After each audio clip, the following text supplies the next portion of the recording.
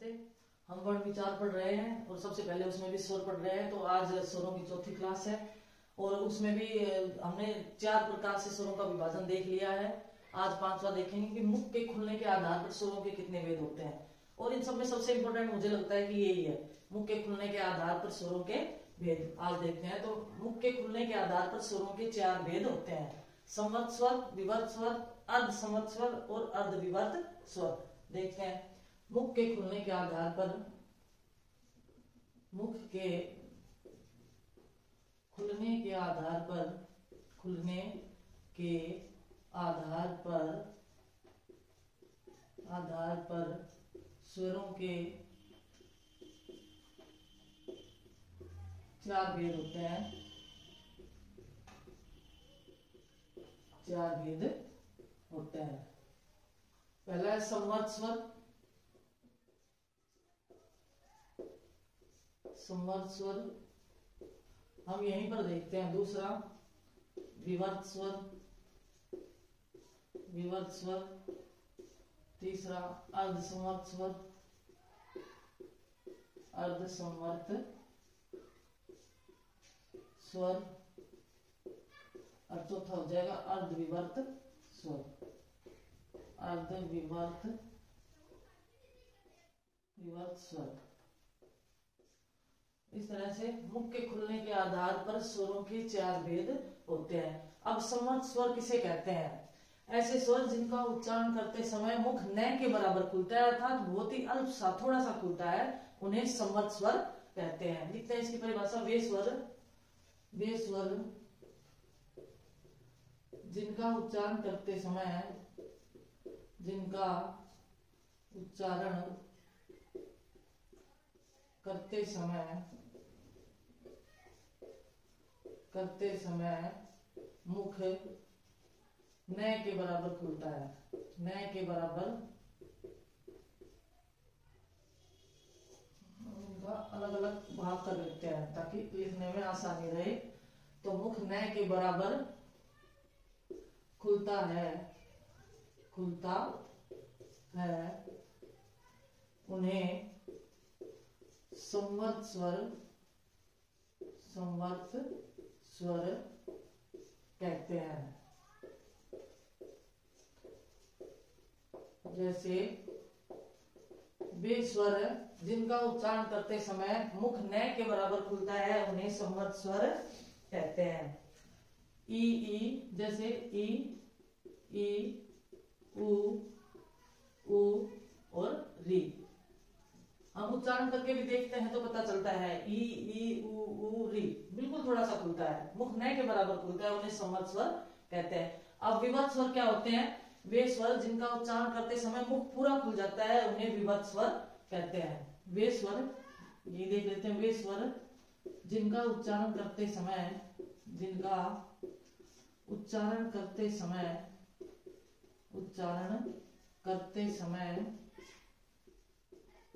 मुख पूरा खुल जाता है, मुख पूरा खुल जाता है,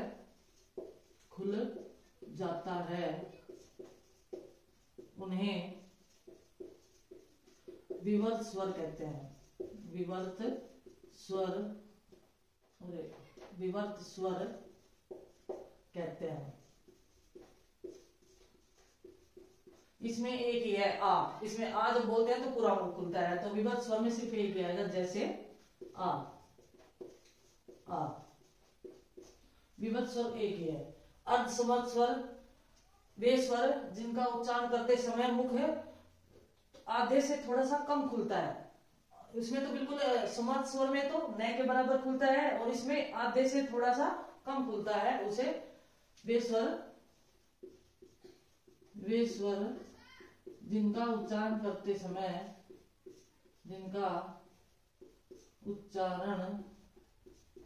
समय मुख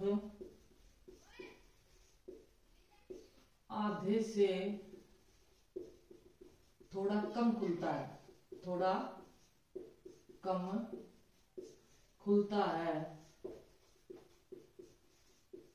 उन्हें अर्ध विवर्त स्वर सॉरी अर्धसंवर्त स्वर कहते हैं, अर्धसंवर्त स्वर कहते हैं। इनकी संख्या 2 है, ये 2 है, ये जैसे ए और ओ, जैसे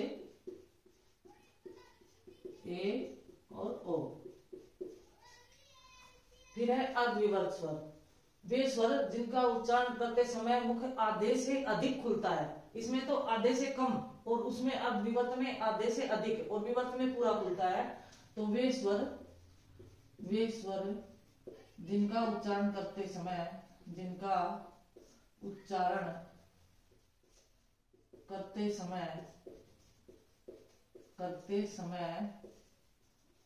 मुख आधे से अधिक खुलता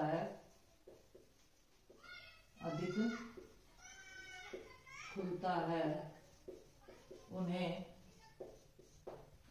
अर्धविवर्त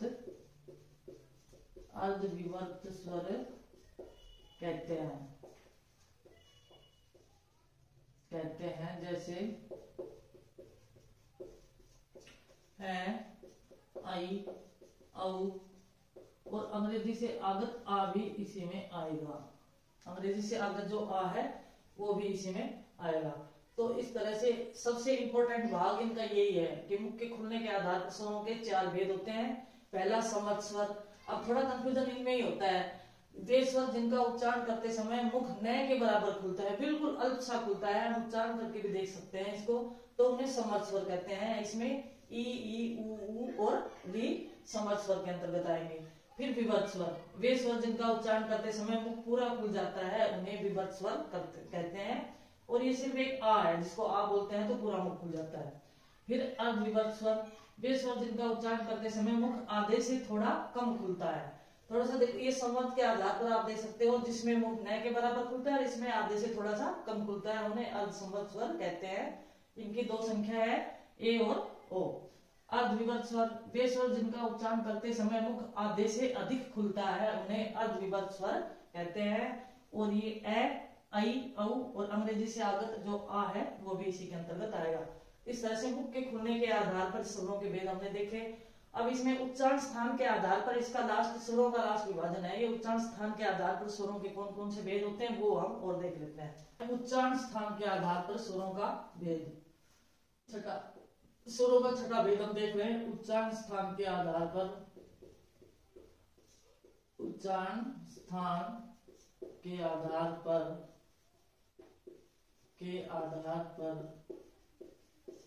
स्वरों के भेद।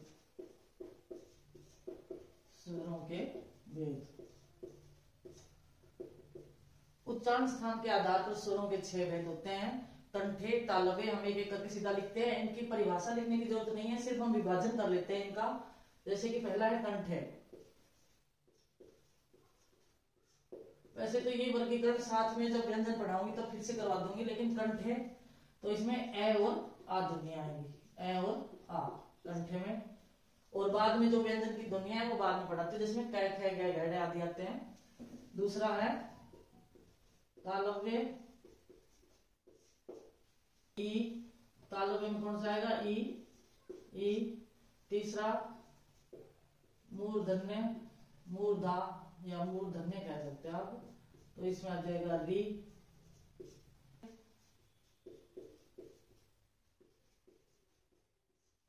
ऊ। पांचवा कंठ तालव्य, ए, आई। और छठा कंठोष्ठ है,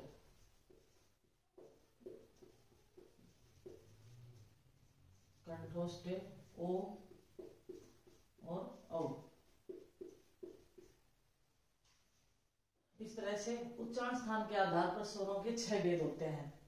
मुख के खुलने के आधार पर स्वरों के 4 भेद थे, ये उच्चारण स्थान के आधार पर। इसमें जब पूरी सारणी में बनवाऊंगी तब व्यंजन पढ़ाएंगे, तब इसमें व्यंजन भी कौन कौन से आएंगे, किस आधार पर आएंगे वो बाद में देखेंगे। लेकिन अभी उच्चारण स्थान के आधार पर अगर पूछे तो स्वरों के 6 भेद होते हैं। कंठ से उच्चारित होते हैं ए और आ, तालु से होते हैं ई और ई, मूर्धा से री, ओठ से ऊ, और कंठ तालव्य में ए, आई और कंठोष्ठ है ओ, औ। इस प्रकार से हमने जो वर्ण उच्चार है उसके अंतर्गत स्वरों का वर्गीकरण 6 आधार पर देखा है। इसके बाद जो अन्य महत्वपूर्ण चीजें हैं, जैसे हमने अयोगवाद ध्वनियां पढ़ाई थी, तो ये अयोगवाद ध्वनियां को अयोगवाद क्यों कहते हैं, इनका विभाजन और किस प्रकार से हो सकता है, आगे हम व्यंजन का विभाजन करेंगे अगली क्लास में। सभी को धन्यवाद।